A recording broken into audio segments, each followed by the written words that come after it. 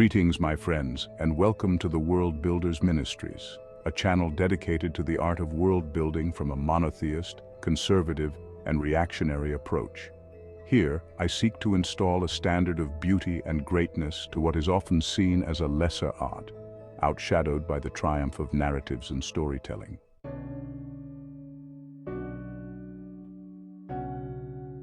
The art of world building has been made possible due to the numerous technological and intellectual advancements of the modern period, though said advancements have a great cost when it comes to truth, morality, and beauty.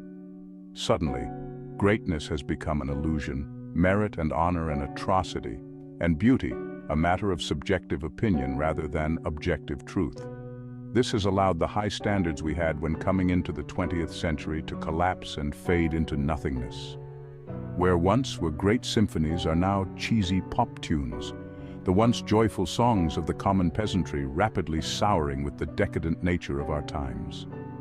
Music and the arts themselves have become a mere business venture, obscuring those whose talents and soul expressions are genuine to make room for hobbyists, retirees, and political activists. Too much of an emphasis has been put onto challenging bygone authority, though the once fiery cries of rebellion have become obedient nods of conformity to the current standards.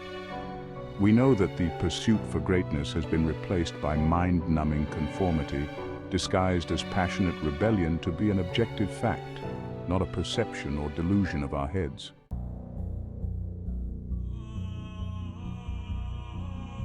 However, objective truth has remained in one thing: a rigorous pursuit of scientific principles, even when such a pursuit makes no sense.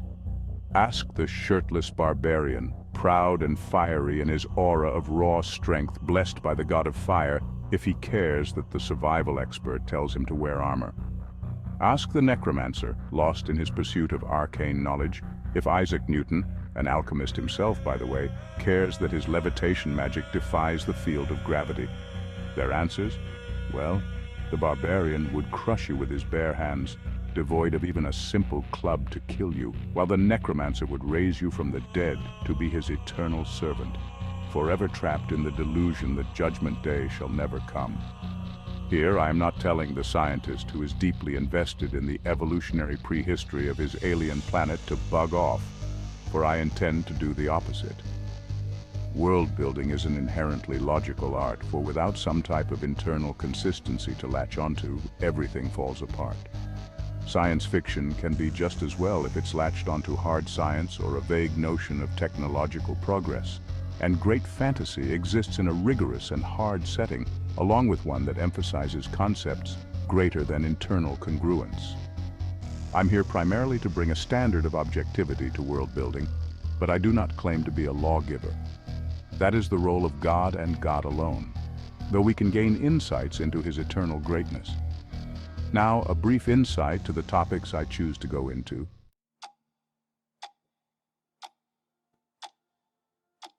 Let us first enter the world of Tethys, known for its bizarre cosmology and staggering beauty.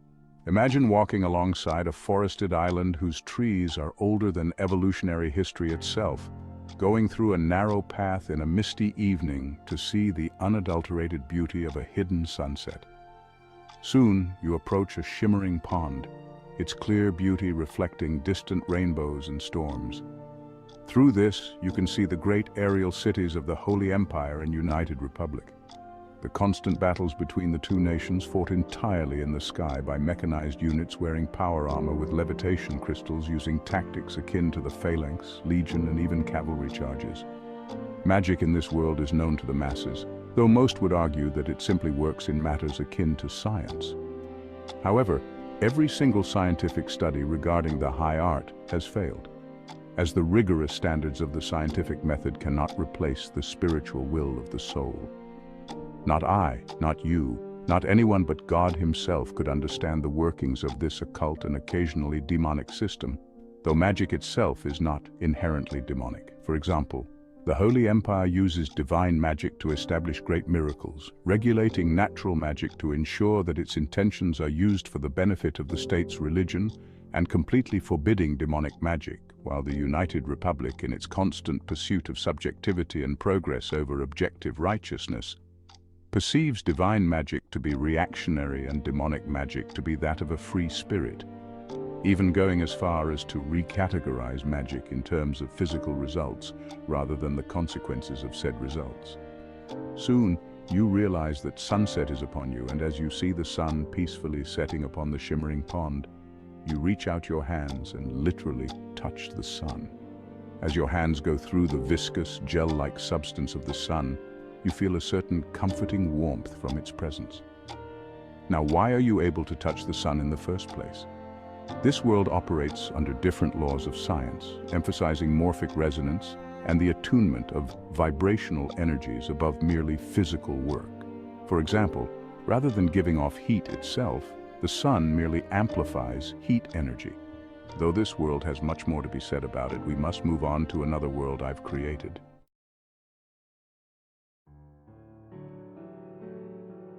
This world is less of a physical world and more of a spiritual one. It is a custom cosmology, an assortment of interpretations regarding the afterlife to make my own versions of hell, purgatory, and heaven. As of now, I've mostly focused on these worlds, and am currently building a novel based on them.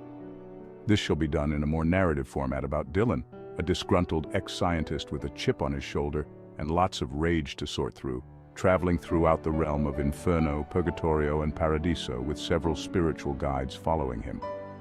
The realm of Inferno, though excessively hot, is not dark.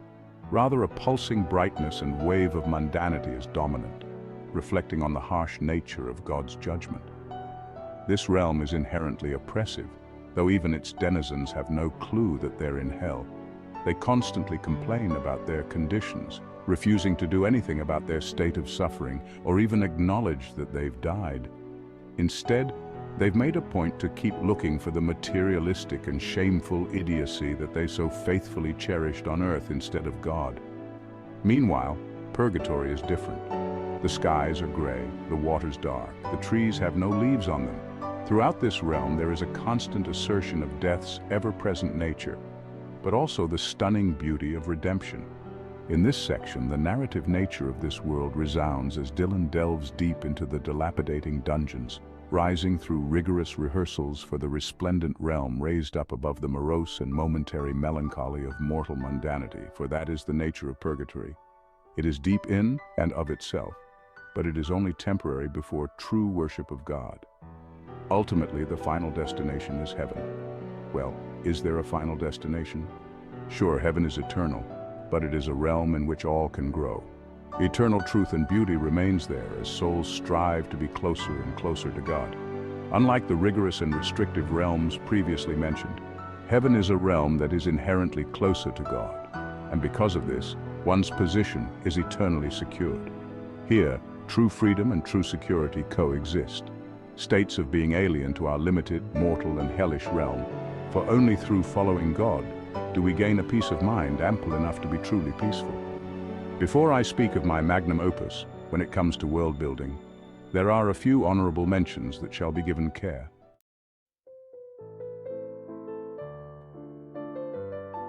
First of all, my episodes shall be rare, more than once per month, but never many episodes a week. Perhaps I shall upload them on a regular basis at another time, but I would have to be insanely rich to do so with the same quality you are seeing now. However, the irregularity of my uploads shall be coupled with the regularity of my live streams, present every Saturday evening at 8 p.m. and Sunday morning at 9 a.m., both in Central Standard Time. In these live streams, I shall be talking about politics, history, world building, and various other things. Generally, my Saturday night live stream will be more casual, while I'll get into more philosophical subjects on Sunday morning.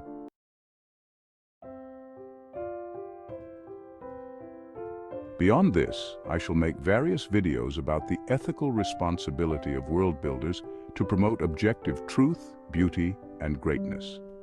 For example, when writing about a deal with the devil or another demonic figure, negative consequences should always outshine the supposed benefit of such a contract. Along with this will come alternate history projects and various smaller exercises, including the creation of the Isles of Tokhara, a new world building project that I shall create within my channel, deeply talking about the reasons why I do or refrain from certain things. A final message before I talk about my magnum opus. I need your help.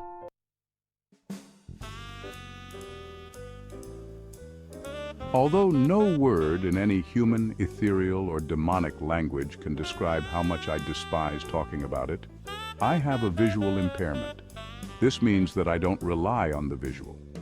Maps, when outside of the earthly realm, won't look good. The quality of what I draw is embarrassingly yet understandably poor, so most physical images made of people will be AI generated. That is, unless fans come to my aid. I intend my worlds to be loosely collaborative, so if you guys comment stuff to add in my lore, there's a good chance that it might just be canon.